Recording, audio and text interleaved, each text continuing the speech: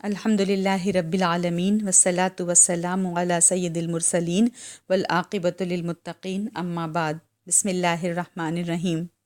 نبی کریم صلی اللہ علیہ وسلم کا ارشاد مبارک ہے، دعا عبادت ہے۔ ایک دوسری حدیث میں ہے، آپ صلی اللہ علیہ وسلم نے فرمایا، دعا عبادت کی روح ہے۔ آدم علیہ السلام کی پیدائش کے بعد سب سے پہلی عبادت جو حضرت آدم علیہ السلام کو سکھائی گئی وہ دعا ہی تھی۔ حضرت آدم علیہ السلام اللہ تعالیٰ کے حکم پر پورا نہ اتر سکے تو اللہ تعالیٰ نے ان پر نظر کرم فرمانے کے لیے یہ دعا سکھائی، ربنا ظلمنا انفسنا وان لم تغفر لنا وترحمنا لنکونن من الخاسرین۔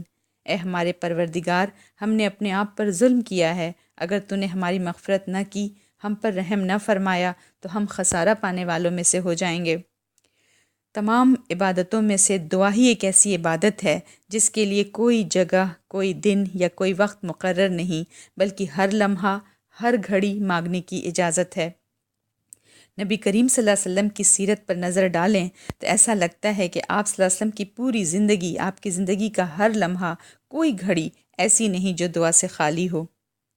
سونے اور جاگنے کی دعا، اچھا یا برا خواب دیکھنے کی دعا، بیت الخلاء میں داخل ہونے اور نکلنے کی دعا، گھر سے نکلنے اور داخل ہونے کی دعا، مسجد میں داخل ہونے اور نکلنے کی دعا، آئینہ دیکھنے کی دعا، کھانا کھانے اور پانی پینے کی دعا، میزبان کے حق میں دعا، کفارہ مجلس کی دعا، توبہ کی دعا، پناہ کی دعا، اللہ سے بخشش طلب کرنے کی دعا، پسندیدہ اور ناپسندیدہ چیز کو دیکھنے کی دعا، غصہ کے وقت کی دعا، نظر بد سے بچنے کی دعا، مریض کی عیادت کرنے کی دعا، زیارت قبور کی دعا، بازار میں داخل ہونے کی دعا، ادائیگی قرض کی دعا، غم اور پریشانی کے وقت کی دعا، ابتلا آزمائشوں کے وقت کی دعا، سفر پر روانگی اور واپسی کی دعا۔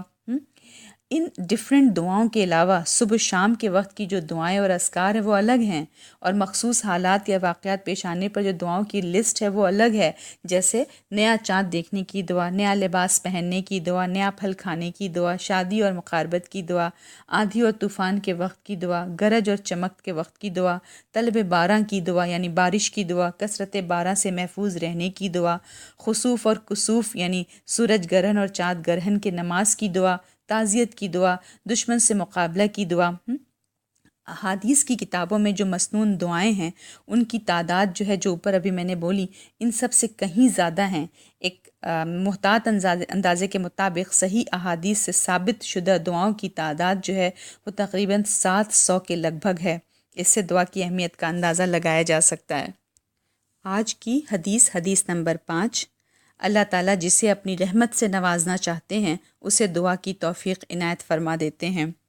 عن ابن عمر رضی اللہ عنہما قال قال رسول اللہ صلی اللہ علیہ وسلم من فتح لہ منکم باب الدعاء فتحت لہ ابواب الرحمت وما سئل اللہ شیئا یعنی احب الیہ من ان یسأل العافیۃ، رواہ الترمذی۔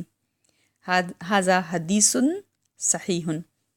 حضرت عبداللہ ابن عمر صلی اللہ کہتے ہیں، رسول اللہ صلی اللہ علیہ وسلم نے فرمایا، جس شخص کے لیے دعا کا دروازہ کھولا گیا، دعا کی توفیق دی گئی، اس کے لیے گویا رحمت کے دروازے کھول دیے گئے، اور جو چیز اللہ سے مانگی جاتی ہے ان میں سب سے زیادہ اللہ کے نزدیک پسندیدہ عافیت ہے۔ اسے ترمذی نے روایت کیا ہے۔